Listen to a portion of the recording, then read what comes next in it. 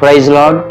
మరి ఈ సమయం ముందు దేవుని యొక్క నామంలో ప్రతినిత్యము దేవుడు ఆయన యొక్క వాగ్దానాల ద్వారా, వాక్యం ద్వారా దేవుడు మనతో మాట్లాడుతూ వస్తున్నాడు. అదే రీతిగా దేవుని యొక్క వాక్యానుసారముగా మరి అనేక విధానాలుగా దేవుడు ఆయా సందర్భాల్లో మనతో మాట్లాడుతూ దేవుడు ఎంతగానో బలపరుస్తూ ఉన్నాడు. ఆయన యందు మనందరం కూడా నమ్మిక ఉంచి నిత్యము ఆయన మీద కనుక మనం ఆనుకున్నట్లయితే దేవుడు ఘనమైన కార్యాలు చేయగలిగిన దేవుడు. మరి అత్యంత అంత్య దినాల్లో మనం ఉన్నాం.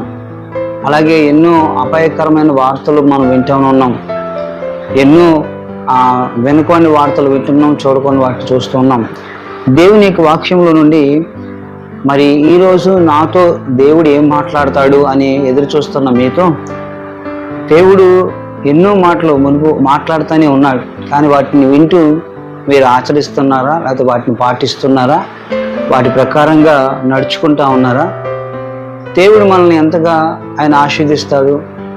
ప్రతి విషయాల్లో కూడా దేవుడు మనకు తగిన జ్ఞానాన్ని ఇస్తున్నాడని, మరి పరిశుద్ధాత్మతో దేవుడు మనల్ని కూడా బలపరిచి ఆయన యందు ఆసక్తితో, పరిపూర్ణతతో దేవుడు నింపుతాడనే విషయాన్ని దేవుని వాక్యంలో జ్ఞాపకం చేసుకుంటున్నాం. ఈ సమయంలో దేవుని యొక్క వాక్యంలో నుండి మరి కీర్తన గ్రంథము 125వ కీర్తన మొదటి వచనం ఇదే కాల సమయంలో ధ్యానిద్దాం. 125వ కీర్తన మొదటి వచనం. యెహోవా యందు నమ్మక ఉంచువారు కదలక నిత్యము నిలుచు సియోను కొండవలె నుందురు. మరి యెహోవా యందు నమ్మక ఉంచువారు కదలక నిత్యము నిలుచు సియోను కొండవలె నుందురు అనే మాట ఇక్కడ అంటున్నాడు. నిత్యము నిలుచు సియోను కొండవలె ఉంటాం.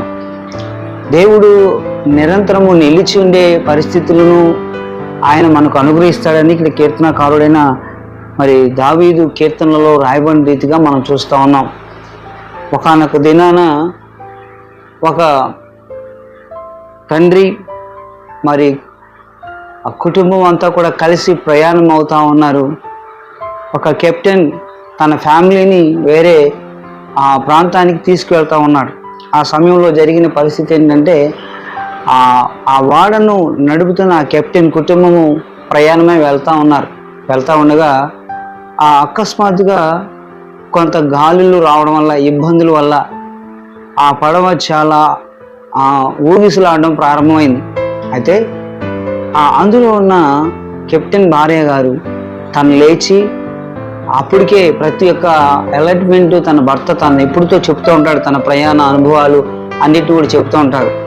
ఆమె పదే పదే వాటన్నిటిని తన మదిలో జ్ఞాపకం చేసుకుంటూ డ్రీమ్గా అదే ఆలాపనలో అత్యధికంగా ఉంటుంది ప్రయాణంలో. నా భర్త ఎన్నో మరి ఒడిదిడుకులు పొంది ఉన్నాడు, మరి ఎన్నో పరిస్థితులను అధిగమించాడు అనే విషయాన్ని జ్ఞాపకం చేస్తా ఉన్నాను. అకస్మాత్తుగా ఆ కుదుపులు రావడం వల్ల అక్కడ ఉన్న వారందరినీ లేపేసింది. ఆమెతో ఆ చుట్టుపక్కల ఉన్న వారందరినీ లేపేసింది. వాళ్ళందరినూ మీ లైఫ్ జాకెట్లు తగిలించుకోండి అని చెప్పేసి. సరే, తన కుమార్తె ధీమాగా పడుకుంటే ఆ కుమార్తె దగ్గరికి కూడా వెళ్ళి గడవడ కొట్టి లేపినప్పుడు ఆ వాడంతా అలజడితో నిండిపోయింది. ఈ విషయము అక్కడున్న సిబ్బందికి తెలిసి ఒకరికొకరు తెలియపరుచుకుంటూ ఉన్నారు. అందరూ లైఫ్ జాకెట్లు ధరించుకుని పరిగెడుతూ ఉన్నారు. ఈ లోపల ఆ కుమార్తె లేపుతున్న లెగట్ల చాలాసేపుకి ఆ తల్లి తట్టి, అసలు ఎందుకు అంత ఇదిగా ధీమాగా ఉంటావు, ఎందుకు అంత పరిస్థితి నీకు ఇదైంది, నువ్వు లేచి మరి ఇప్పుడు చక్కపెట్టుకోవాల్సిన పరిస్థితి మనకి ఏర్పడింది, ఈ యొక్క వాడ కుదుపులకు ఇదైనట్లుగా నాకు అనిపిస్తుంది అని అంటే, అమ్మ ఇది వెళ్ళేది నేలల మీద, ఇది రోడ్డు కుదుపులు కాదు. కానీ ఏదన్నా కానీ అన్నప్పుడు ఆ కుమార్తె వెంటనే తన మొబైల్ తీసుకుని తన డాడీకి ఫోన్ చేసింది. ఆ విషయాన్ని పైనున్న ఆ యొక్క షిప్ నడిపిస్తున్న ఆ ఫాదర్ అన్నాడు, ఒక జస్ట్ అట్లా గాలి వచ్చింది అంతేగాని ఎక్కడ కూడా ఈ వాడ ఆగలేదు. ప్రమాదానికి కనుక ఒకవేళ గురై ఉంటే కనుక కంపల్సరిగా నేను మీకు ఇన్ఫార్మ్ చేయకుండా ఉన్నాను అనే విషయాన్ని ఆ తండ్రి చెప్పినప్పుడు మరలా ఆ బిడ్డ బ్లాంకెట్ కప్పుకుంటూ, నీ యొక్క ఆలోచన వల్ల ఎంతమందిని ఈ యొక్క అపార్థంతో లేకపోతే నిజం కాని మాటను విని ఎంతమంది ఎలక్ట్మెంట్ అయ్యారు, వారి ప్రాణాలు రక్షించుకోవడానికి ఆ కుమార్తె అంటుంది.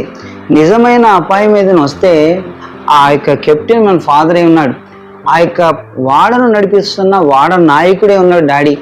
మరి అతను ముందులో తన కుటుంబం మనది ఇక్కడ ఉంది అని గుర్తిస్తాడు కదా. అలాగే దేవుడు మనల్ని అందరినీ కూడా గుర్తించాడు. కానీ మనం అనేక సార్లు అలసడికి గురైపోతుంటాం, కలవరానికి గురైపోతుంటాం, ఎక్కడో జరిగిన దానికి ఇక్కడ మనం అలర్ట్మెంట్ అయిపోతుంటాం, లేకపోతే అక్కడ పరిస్థితిని ఇంట్లో వారి మీద లేకపోతే ప్రభావితాన్ని చూపిస్తుంటాం.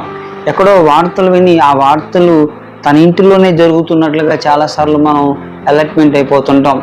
మరి ఎదుటి ఇల్లు తగలబడుతుంటే తన ఇంటిని తడుపుకుంటూ ఉంటాడు, కానీ అక్కడ ఒక బకెట్ నీళ్లు ఎదుటివాని ఇంటి మీద వేయలేని స్థితిలో ఉంటాడు.